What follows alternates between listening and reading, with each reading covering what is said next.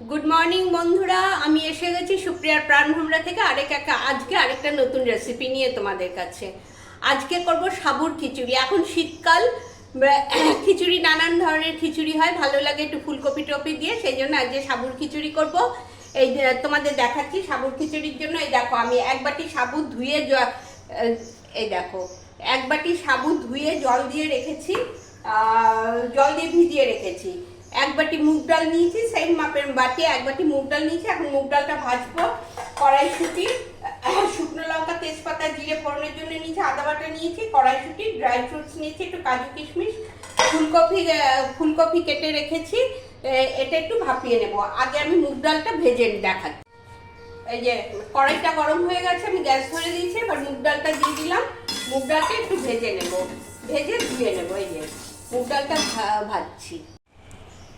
আচ্ছা, মুগ ডালটা ভাজা হয়ে গেছে, আমি একটু ধুয়ে গ্যাসটা ধরিয়ে আবার ডালটা এবার সেদ্ধ বসিয়ে দিলাম। আরেকটা কড়াই বসিয়ে দিয়েছি, গ্যাস ধরিয়ে দিয়েছি। এখানে এই কফিগুলো যে কেটে রেখেছি, কফিগুলো একটু ভাপিয়ে নেব, কারণ কাঁচা কফিটা দিলে অনেক সময় গ্যাস অম্বল হয়, ওই জন্য কফিটা আমি একটু ভাপিয়ে নেব। এই যে জলটা বসিয়ে দিয়েছি, জলটা একটু গরম হয়েছে, আমি কফিগুলো দিয়ে দিচ্ছি। দেখো, ব্যাস। দেখো, ডাল সেদ্ধ হয়ে গেছে। এখন ডালের মধ্যে একটু নুন দেব। ডালে একটু নুন দিয়ে দিলাম। একটু হলুদ,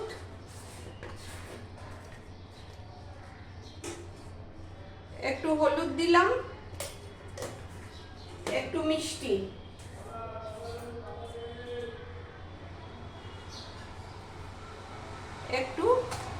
দিয়ে দিলাম। খিচুড়ি একটু মিষ্টি না হলে ভালো লাগে না, ওই জন্য একটু মিষ্টি দিয়ে দিলাম।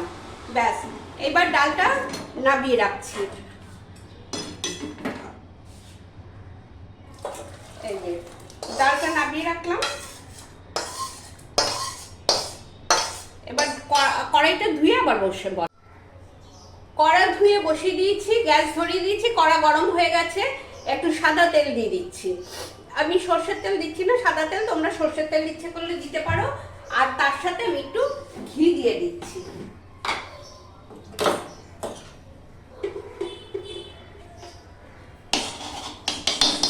একটু ঘি দিয়ে দিলাম। এবার এটা গরম হলে তেজপাতা, শুকনো লঙ্কা আর জিরে ফোড়ন দেব।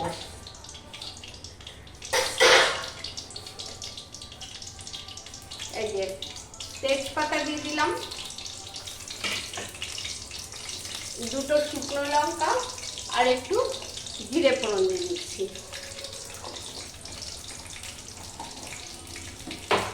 জিরে ফোড়ন দিয়ে দিলাম। এবার এই যে কফিগুলো যে ভাপিয়ে রেখেছিলাম, কফিগুলো দিয়ে দেবো। কফিগুলো একটু ভেজে তারপরে এই ডালটা ছেড়ে দেবো। এই দেখো, কফিগুলো একটু ভেজে নেব। আর এই যে কফিগুলো ভাজছি, তার সাথে ড্রাই ফ্রুটসটাও দিয়ে দিচ্ছি। আর মটরশুঁটিগুলো আমি ডালের মধ্যে দিয়ে দিয়েছি। ডালটা যে সেদ্ধ করেছি ডালের মধ্যে দিয়ে দিচ্ছি। এদিকে আদা বাটাটা রয়েছে, আদা বাটাটাও আমি ডালের মধ্যে দিয়ে রাখছি আগে থেকে। একটু নেড়ে নিলাম। এই যে কফিটা ভাজা হয়ে গেছে, এবার আমি ডালটা ঢেলে দেবো আগে।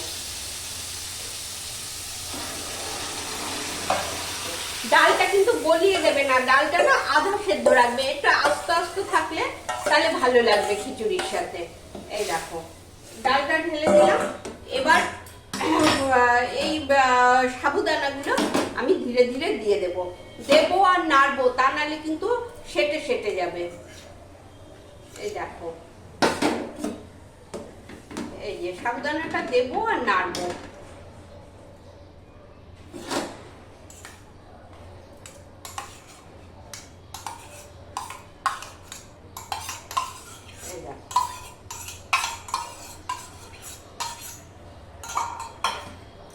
এবার কন্টিনিউ নাড়তে হবে।